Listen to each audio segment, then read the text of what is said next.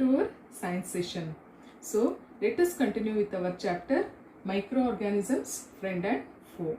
So in the last session we have discussed about so many usefulness of the microorganisms, that is we can call them as a friendly microorganisms. So there we have studied different uses of microorganisms, if we take in commercial use or medicinal use, and even they are used in the food items for making different bakery products and for making curd. So many usefulness of the microorganisms we have studied, but there are still more usefulness of microorganisms. So what are they? They are used even in making the vaccines. Okay, so nowadays vaccine is very important because because of corona, the doctors are making the researches to find out the vaccine for the coronavirus. So vaccination is very important, and how these microorganisms help in the vaccination.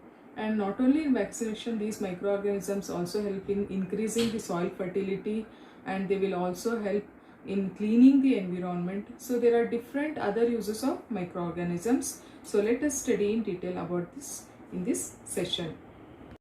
Vaccine. When a disease causing microbe enters our body, the body produces antibodies to fight the invader.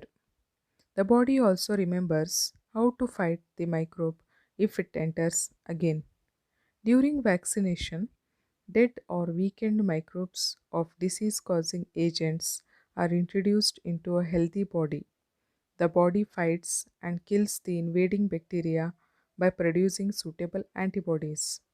The antibodies remain in the body, and we are protected from the disease causing microbes forever. So, this is how a vaccine works. Several diseases like cholera, tuberculosis, smallpox, and hepatitis can be prevented by vaccination. Increasing the soil fertility. Microbes also plays a very important role in increasing the soil fertility. Some bacteria such as blue-green algae and rhizobium are able to fix nitrogen from the atmosphere to enrich the soil with nitrogen compounds and increase its fertility. This process is called as nitrogen fixation, and the bacteria are called as biological nitrogen fixers. Next, it helps in cleaning the environment also. Some of the microbes organisms helps to decompose dead organic waste of plant and animals, thereby converting them into simple substances. These substances are useful for other plants and animals. Thus, microorganisms helps to degrade the harmful and smelly substances and hence clean up the environment. So all these are the useful of microorganisms. We have studied about the usefulness of the microorganisms, but there are certain microorganisms which causes harmful also. So these harmful microorganisms we call it as a pathogens. So these microorganisms are disease causing microorganisms. They not only cause diseases in human beings, but they also cause diseases in plants as well as the animals. So what are the different types of diseases they are caused in the plants, animals and human beings? So let us study in this session. Harmful microorganisms. Microorganisms are harmful in many ways. They are indeed helpful to life, but there are some microorganisms which can cause diseases to human, animals and plants. Such disease causing microorganisms are called pathogens. Some microorganisms may even spoil food, clothing and leather. Let us study more about their harmful activities. Disease causing microorganisms in humans. Pathogens enter our body through the air we breathe, the water we drink, or the food we eat. They can also get transmitted by direct contact with an infected person or carried by an animal. Microbial disease that can spread from the infected person to a healthy person through air, water, food, or physical contact are called communicable diseases. Examples are through the airborne diseases also. In airborne diseases, example, the person suffering from common cold, fine droplets of moisture spread in the air, each of which contain thousands of viruses. These viruses may transfer to healthy body during breathing, causing diseases in the body. So, infected person may use handkerchief while sneezing, and healthy person must be kept away from the infected person. Some other airborne diseases are tuberculosis, which is caused by bacteria, measles, chickenpox, polio, common cold are caused due to viruses.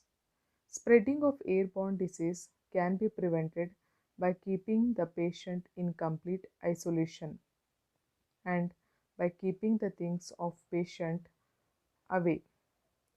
Vaccination at suitable age is also helpful. So even nowadays coronavirus is also caused by the virus. So that is also one of the viral infection. Next we'll study about waterborne diseases like cholera, typhoid, polio and hepatitis B are caused due to drinking of the water that contain pathogens of respective diseases. Cholera and typhoid are bacterial infection, whereas hepatitis B and polio are viral infections. To prevent such diseases, we have to maintain personal hygiene and good sanitary habits. We have to eat cooked food and drink boiled water. Vaccination also helps to prevent waterborne diseases. Diseases transmitted by carrier. The organisms such as housefly, mosquito, which carries pathogens are called as carriers.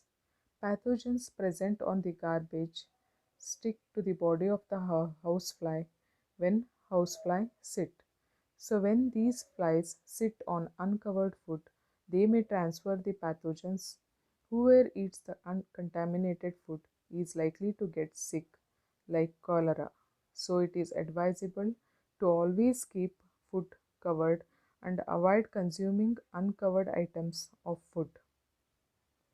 Similarly to housefly, the female Anopheles mosquito carries the parasite of malaria called as Plasmodium, and even the female Aedes mosquito carries the viruses of dengue.